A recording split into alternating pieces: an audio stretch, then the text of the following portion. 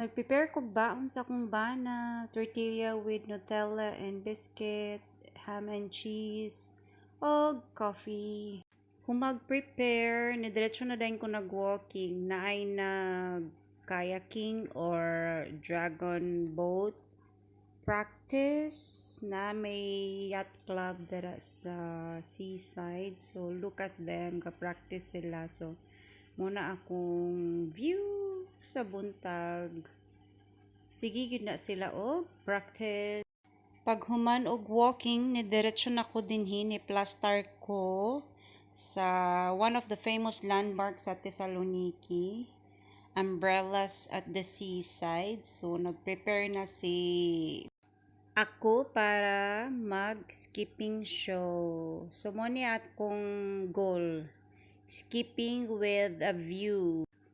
Trying to capture all the famous landmarks of Thessaloniki. So paningkamutan ako na mag-skip ko sa tanang mga nice views diri sa Thessaloniki para sa inyo guys. Nagaambak-ambak na si Bisdak, di ba? Master na kaayo, feeling athletic na kayo. Laino nasad na to ang angle be, pa atubang nasad pa atubang para maklaro akong tiyan.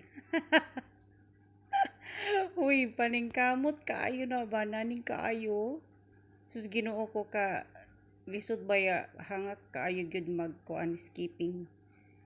Anad-anad ra pud ni kinahanglan gyud na i-maintain kay para dili na hangakon og kapuyon. So by this time wala na kayo ko gihangak.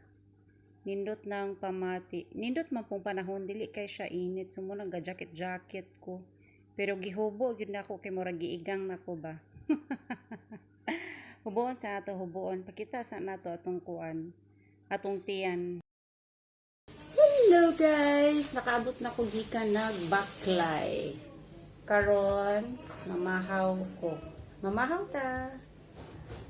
Gipalit sa akong bana gahapon fresh bread. So butangan lang nako siya og butter and marmalade. Speaking of baklay, gabaklay nga gid ko everyday. Agoy naglobat na akong telepono. Gabaklay ko everyday. Bag-ulang di ay ko nakaabot. Ikan nagbaklay, gihapit na po ko sa bazar. Nakapalit kog kuan. Nakapalit kog sports pants kay kinahanglan na kay sige na kog baklay baga skipping pod ko. So ngano man mag-wonder mo nga sige kog baklay. So, kinahanglan naman yun guys na i-include na to sa tong routine ang pag-exercise kay dili naman ta bata oy gakatigulang gaka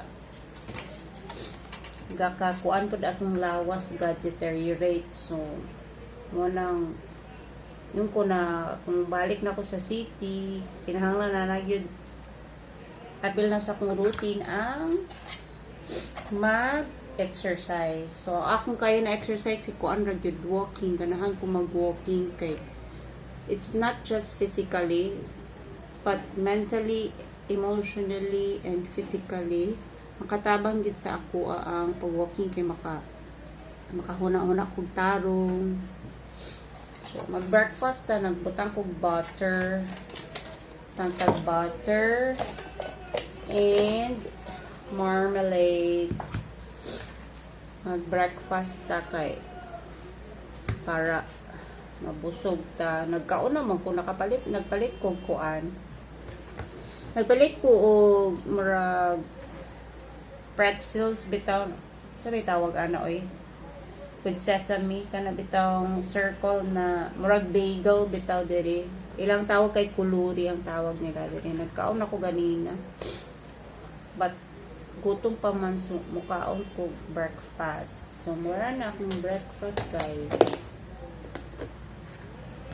Marmalade and Bread with marmalade and butter.